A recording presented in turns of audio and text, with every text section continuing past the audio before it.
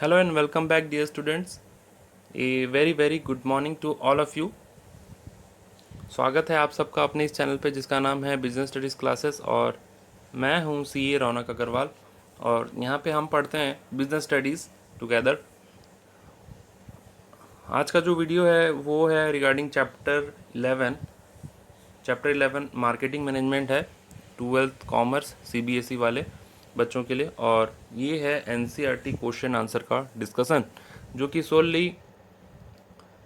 Solely ये video बनाया गया है 12th कॉमर्स सीबीएसई करिकुलम के हिसाब से। तो शुरू करते हैं एनसीईआरटी क्वेश्चन आंसर।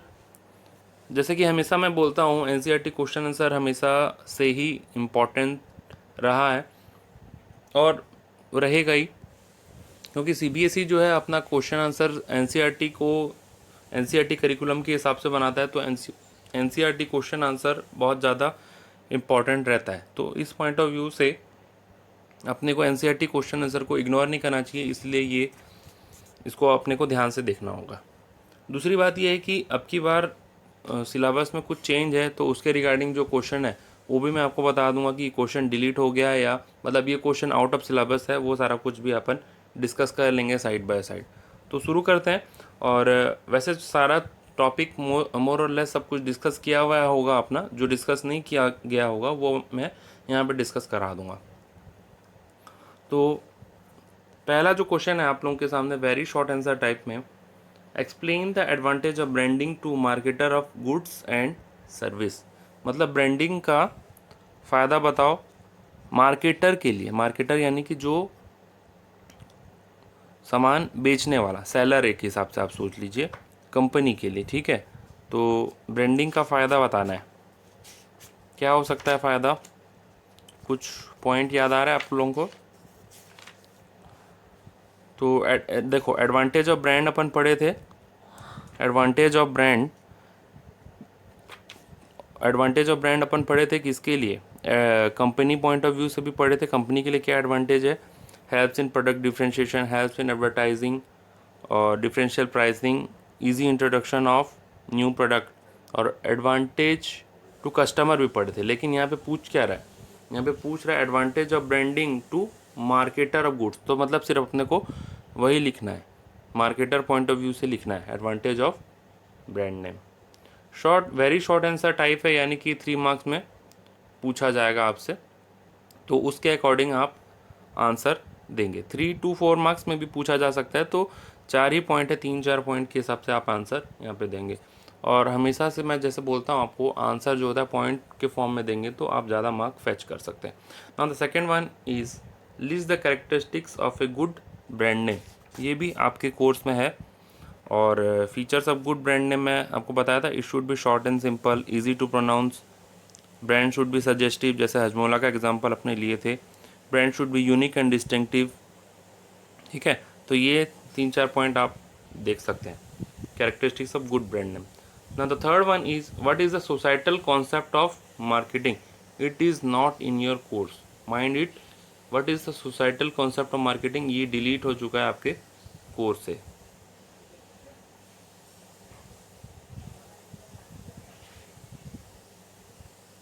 ठीक है, इसको नहीं पढ़ना है, नहीं लिखना भी है कॉपी में।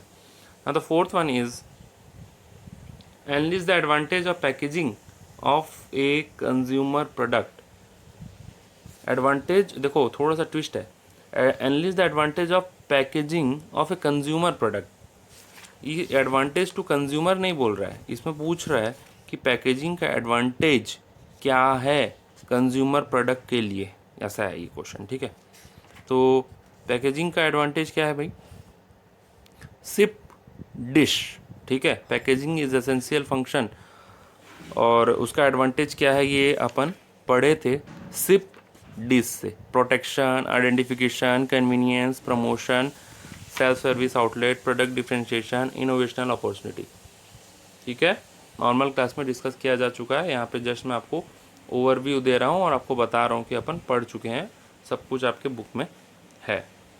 The fifth one is what are the limitation of advertising as a promotional tool। limitation of advertising बोला है, ये कोर्स में है या नहीं आपके, एक मिनट में बता देता हूँ।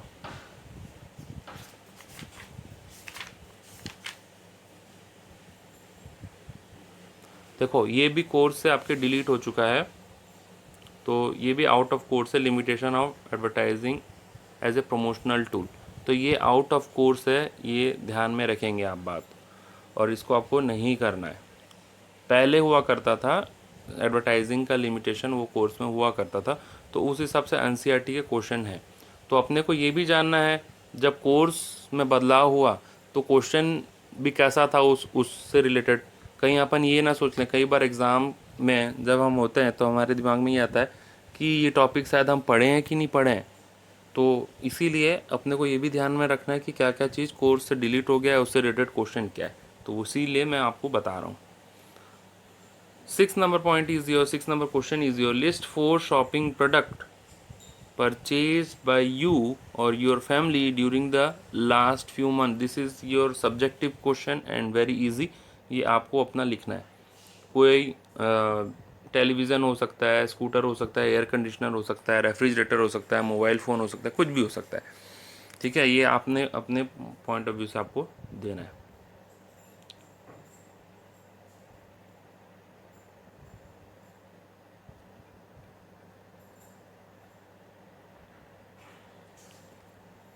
Now it is short answer type, it will carry around 4 to 5 marks. ठीक है, 4 मार्क्स अराउंड। ठीक है, first one is what is marketing, what function does it play with the process of exchange of goods and services, explain.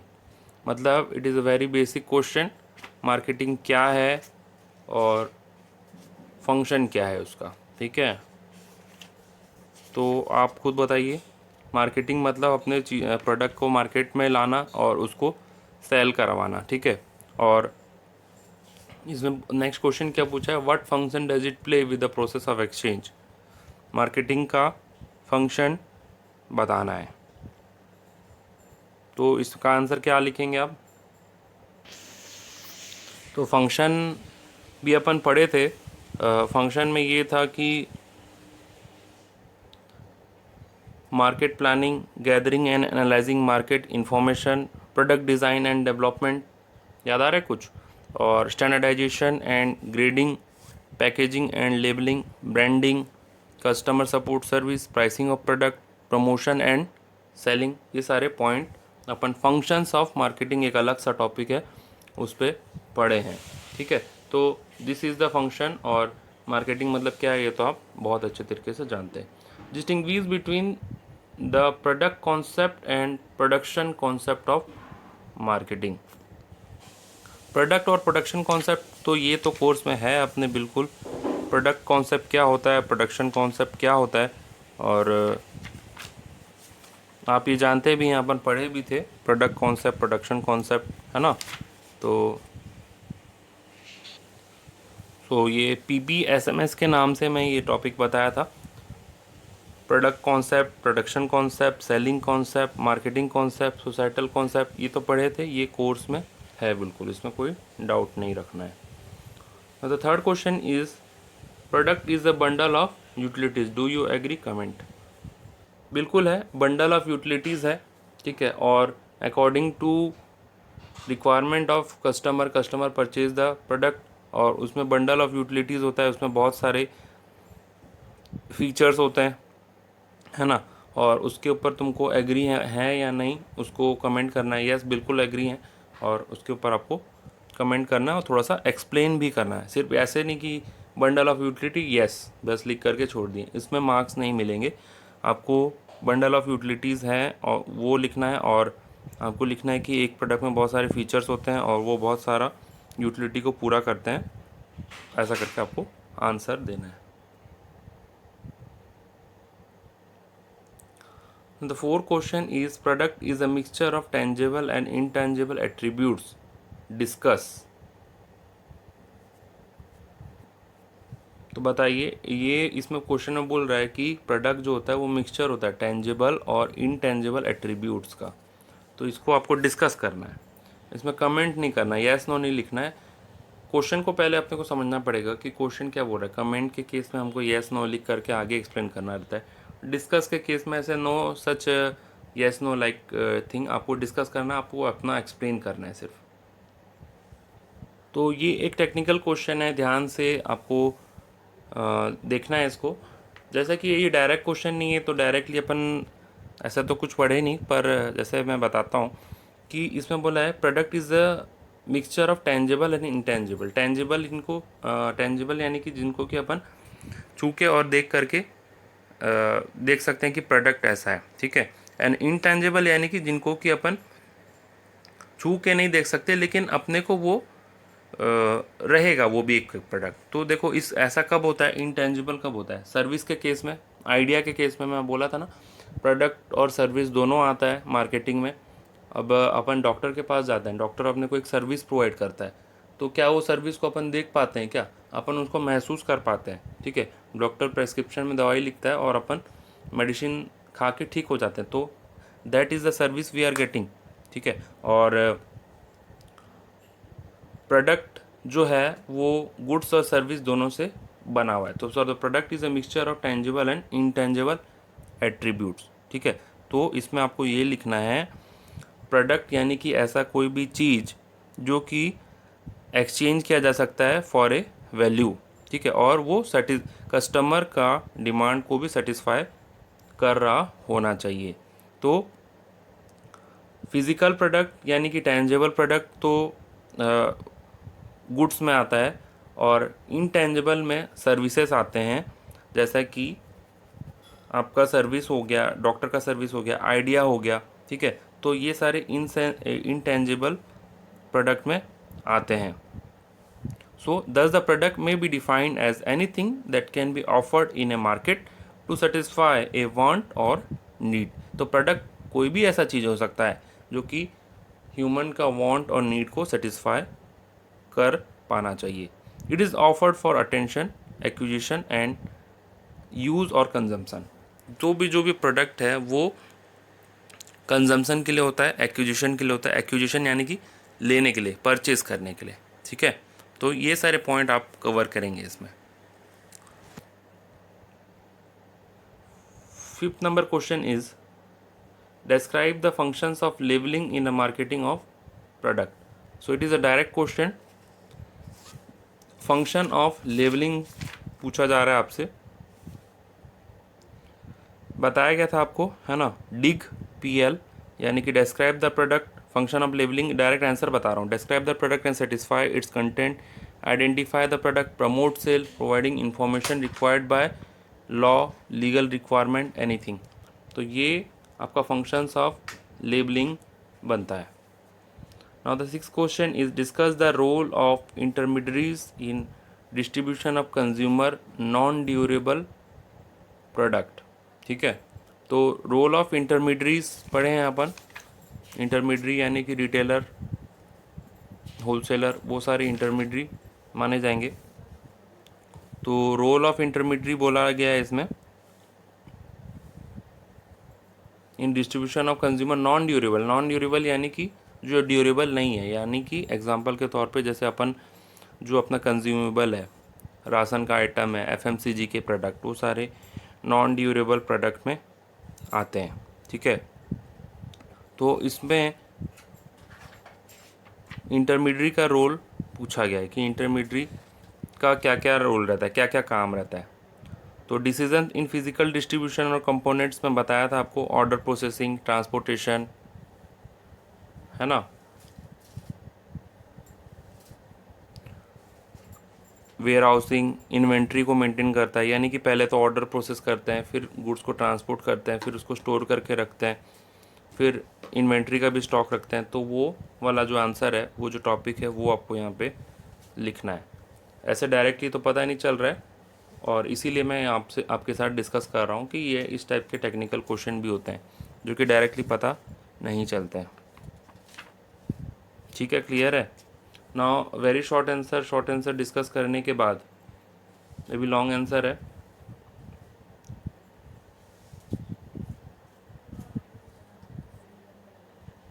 अच्छा, short answer कुछ और है, ठीक है। Now the 7th number question is explain the factors determine the choice of channel of distribution. ये topic आपका delete हो चुका है।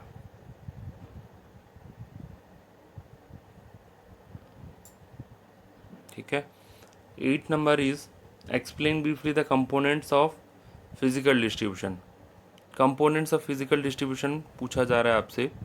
1 मिनट में देख लूँ ये भी ये है या नहीं।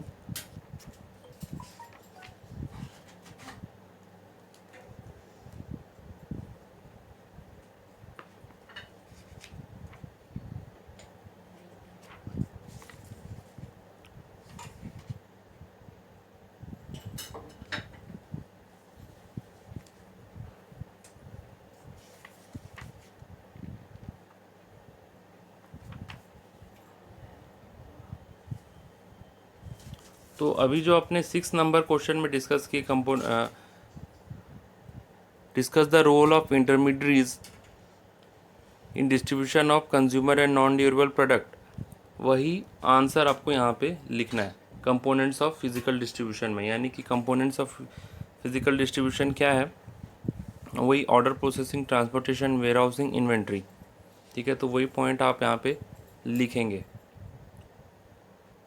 Now the 9th number question is define advertising, what are its main features, explain. तो ये तो बिल्कुल है अपने कोर्स में। एडवर्टाइजिंग क्या है वो आप लिखेंगे। Paid form of non personal presentation by an identified sponsor, पढ़े थे। और फीचर्स में क्या था, देखो रोल ऑफ एडवर्टाइजिंग डिलीट हो चुका है, बट फीचर्स आपसे पूछा जा सकता है, तो फीचर्स आप ध्यान में आपको रखना पड़ेगा। पेड फॉर्म और इम्पर्सनैलिटी, आइडेंटिफाइड स्पॉन्सर, तो ये है आप एडवर्टाइजिंग के कुछ फीचर्स जो कि आपको ध्यान में रखने होंगे। रोल ऑफ एडवर्टाइजिंग डिलीट हो चुका है पर फीचर्स पूछा जा सकता है। This both are of similar thing. 10th number question is discuss the role of sales promotion as an element of promotion mix.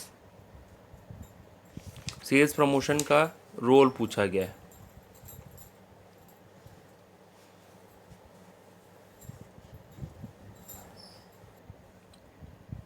तो रोल ऑफ सेल्स प्रमोशन बोला, सेल्स प्रमोशन यानी कि तो हम जानते ही हैं एक मार्केटिंग मिक्स का एक एलिमेंट है। और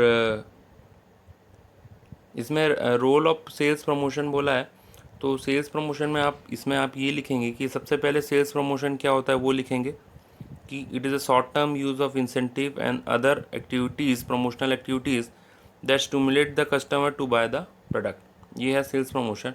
और इसका रोल क्या होता है, देखो इसमें एग्जांपल्स हैं जैसे कि सैम्पल्स हैं, कॉन्टेस्ट हैं, क्वालिटी डील्स, रिबेट, डिस्काउंट। तो इन सब का रोल मेनली ये होता है कि प्रोडक्ट को बिकवाने में काम आता है ना। प्रोडक्ट जब नया प्रोडक्ट होता है तो उस वक्त ये इसका बहुत ज़्यादा रोल होता है ना। तो यहाँ पे मेरिट्स ऑफ सेल्स प्रमोशन अपन थोड़ा पढ़े थे, आपको याद होगा मेरिट्स ऑफ सेल्स प्रमोशन। तो वो रोल में आप इसको लिख सकते हैं, ad as a promotional tool, synergy in total promotional efforts, useful in new product launch, attention, value. ये पॉइंट आप इसमें डिस्कस कर सकते हैं, लिख सकते हैं बिल्कुल। ठीक है,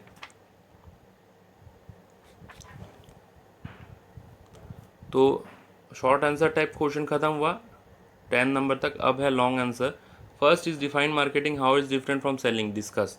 तो मार्केटिंग और सेलिंग का डिफरेंस है, बताया गया था स्टार्टिंग की क्लासेस में, पार्ट 1 पार्ट 2 में। तो उस मार्केटिंग और सेलिंग का डिफरेंस आपको लिखना है। Marketing is a broader concept, selling is a narrower. तो वो आप जानते हैं, वो आप लिख सकते हैं। और देखो लॉन्ग आंसर है, 6 मार्क्स में होगा, तो एटलीस्ट 6 पॉइंट लिखेंगे आप ताकि आपको 6 मार्क्स आपको मिले। Second is what is marketing concept, how does it helps to effective in the effective marketing of goods and services. Marketing concept के बारे में आपसे पूछा जा रहा है अगेन।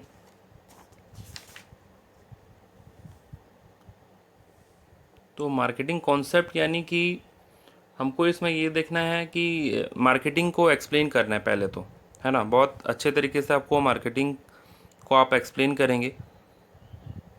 मार्केटिंग के बारे में आप बहुत जानते हैं। और दूसरी बात, आपको कुछ पॉइंट्स मैं बता देता हूँ। हाउ डज़ इट हेल्प्स, जो यहाँ पे पूछा है, how does it helps in effective marketing of goods and service, है ना।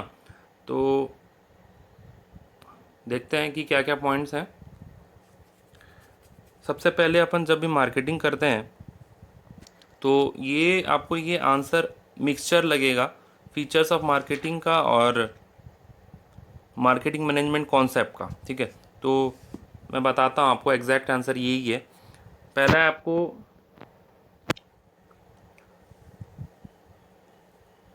ये चेक करना है कि आपके कस्टमर कौन है, ठीक है, और आपको आपका प्रोडक्ट कहाँ सेल करना है। तो यहाँ पे होगा पहला point, identification of market and customer where we can sell the product. Second number point आप लिखेंगे, उनका सेकेंड नंबर में आप अपन ये चेक करते हैं कि कस्टमर का नीड एंड वांट क्या है, ठीक है। नीड एंड वांट ये अपन फीचर्स में पढ़े थे। तो need and wants of customer, ये अपने को चेक करना है ना। तो थर्ड नंबर, अपने को थर्ड नंबर में क्या करना है, जब अपन चेक कर लिए मार्केट कैसा कहाँ होगा, कस्टमर कौन होंगे, कस्टमर का नीड एंड वांट क्या है, developing product, developing product according to customer, ठीक है। एंड द फोर्थ नंबर है, प्रोडक्ट डेवलप कर लिए, उनका नीड को सेटिस्फाई करेंगे, satisfying need of customer. And the fifth one is for profit, doing all this for profit. बिना profit के काम करना है क्या? नहीं, यहाँ पे थोड़ी ना दान धर्म चल रहा है जो बिना प्रॉफिट के होगा। सो ये 5 पॉइंट आपको लिखना है, जो कि आप नोट डाउन करना चाहते हैं तो कर सकते हैं बिल्कुल। नेक्स्ट क्वेश्चन है question number 3, what is marketing mix, what are the main elements, what are its main element explain. ये तो बहुत सिंपल सा क्वेश्चन है, मार्केटिंग मिक्स क्या है और 4 P's आपको यहाँ पे एक्सप्लेन करना है ना। सही बोल रहा हूँ कि गलत? सही बोल रहा हूँ। 4 P's ऑफ मार्केटिंग आपको यहाँ पे एक्सप्लेन करना है, यानी कि product, price, place, promotion. 4 P's यही है एलिमेंट्स ऑफ मार्केटिंग मिक्स। और ये इंपॉर्टेंट क्वेश्चन है, कई बार पूछा जाता है, मार्केटिंग मिक्स क्या है वो भी आपको एक्सप्लेन करना है। Fourth number question is, how does branding helps in creating product differentiation, does it helps in marketing of goods and service. Discuss, देखो डिस्कस करना है ये, ठीक है। वैसे हम जानते हैं कि ब्रांडिंग क्या होता है और ब्रांडिंग डिफरेंशिएशन में हेल्प करता है। कंपटीटर का प्रोडक्ट से हमारा प्रोडक्ट अलग महसूस होता है, ठीक है। अगर किटकैट रखा है शोरूम में या फिर शॉप में, किटकैट रखा है और डेयरी मिल्क रखा है अगल बगल, तो अपन दूर से ही पहचान जाते हैं कि कौन सा डेयरी मिल्क है और कौन सा किटकैट है, without even seeing their names, ठीक है। सो ये होता है डिफ्रेंशिएशन, और ब्रांडिंग इसमें बहुत ज़्यादा हेल्प करता है। अगर ब्रांडिंग नहीं होगा तो प्रोडक्ट डिफ्रेंशिएशन नहीं होगा। ये सारे पॉइंट को लेकर के अपने को डिस्कस करना है, ठीक है। Now the fifth number question is, what are the factors affecting determination of a price of a product or service? Explain. Factors determining price of a product. तो ये GMC कोड अपन पढ़े थे इसमें, ठीक है।